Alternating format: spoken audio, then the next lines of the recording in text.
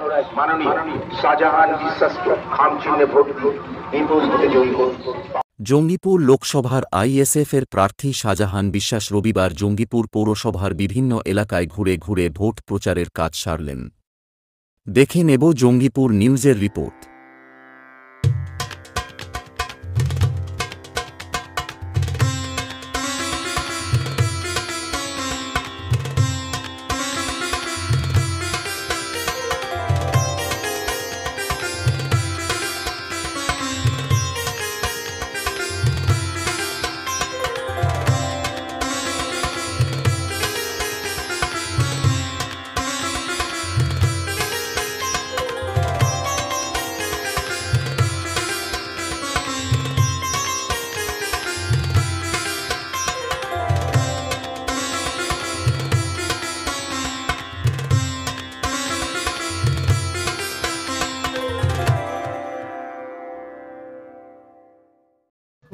ভালো আবহাওয়া, জনসাধারণের যে আবহাওয়া, এটা সময়ের অপেক্ষা। মানুষ চাইছে যে যত তাড়াতাড়ি 7 তারিখ আসবে ওরা ভোট দিয়ে 7 তারিখে রেজাল্ট পাবে।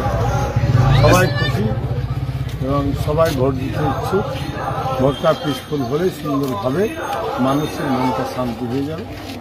7 তারিখে রেজাল্ট আপনারা পেয়ে যাবেন।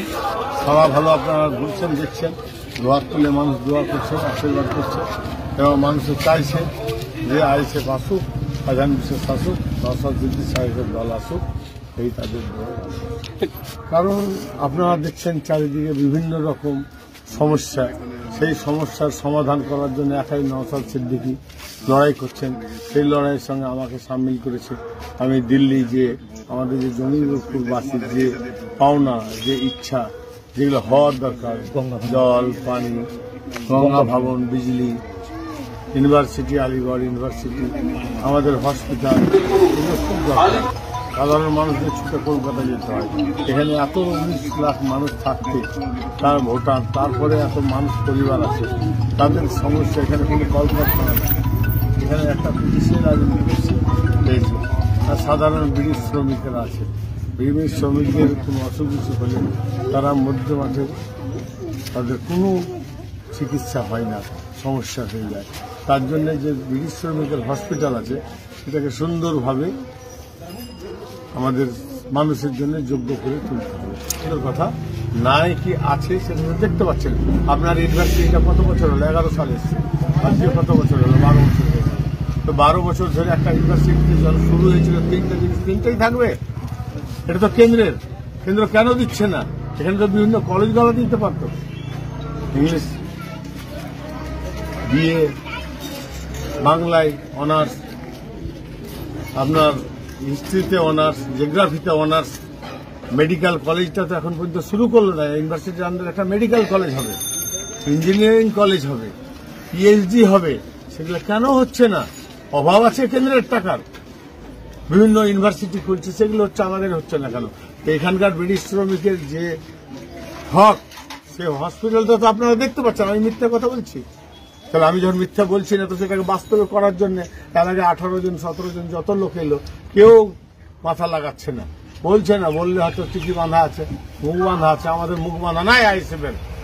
আমাদের হক প্রথম জঙ্গিপুরবাসীর হক পূরণ হলে, জঙ্গিপুর লোকসভা কেন্দ্রকে পূরণ করে আমি নিয়েছি। তারপরে যদি আরো আদার্স কোথাও যেতে হয় তারপরে যাব, তারপরে আদার্স কোথাও যেতে হলে যাব। প্রথম হচ্ছে জঙ্গিপুরবাসীর মানুষের গঙ্গা ভাঙনটা।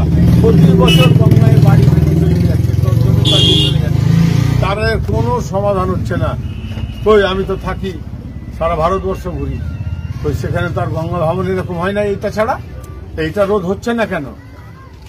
বিভিন্ন জায়গায় প্রচুর হাজার হাজার কোটি টাকা করে বাঁধন করা হচ্ছে রাস্তা।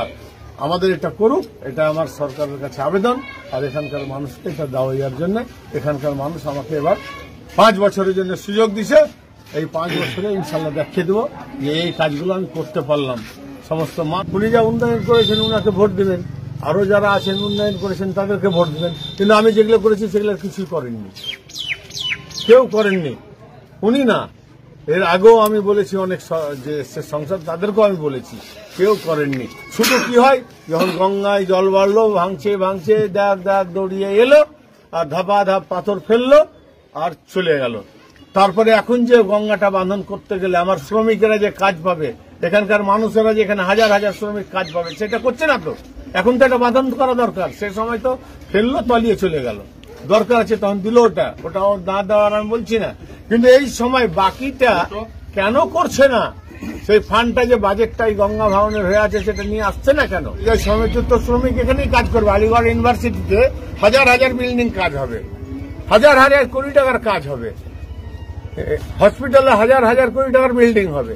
গঙ্গা ভাঙনে এখানে আর যেতে হবে না মুর্শিদাবাদের লোককে কোথাও, এখানেই কাজ পাবে। জনগণ আমাকে বলেছে আপনি একবার আসুন। আমি আসছি, মানুষ দু হাত দিয়ে ধোয়া করে আমাকে দিচ্ছে ভোট। আমি কাউকে হারাবার জিতাবার জন্য আসিনি, এই কাজগুলো করার জন্য। আমি প্রায় বলেছি সব লোককে, আমি কারোর বিরুদ্ধে নাই, আমি পশ্চিমবাংলার বিরুদ্ধে নাই। আমি আমার জঙ্গিপুরবাসীর কর্ম করার জন্য, জঙ্গিপুরবাসীর শিক্ষার জন্য, জঙ্গিপুরবাসীর লেখাপড়া থেকে, স্বাস্থ্য থেকে, গঙ্গা থেকে, রাস্তাঘাট, বিজলি, পানি সবকিছু পাইয়ে দেওয়ার প্রতিশ্রুতি দিয়েছি। এইগুলো আমার কাজের প্রতি থাকবে।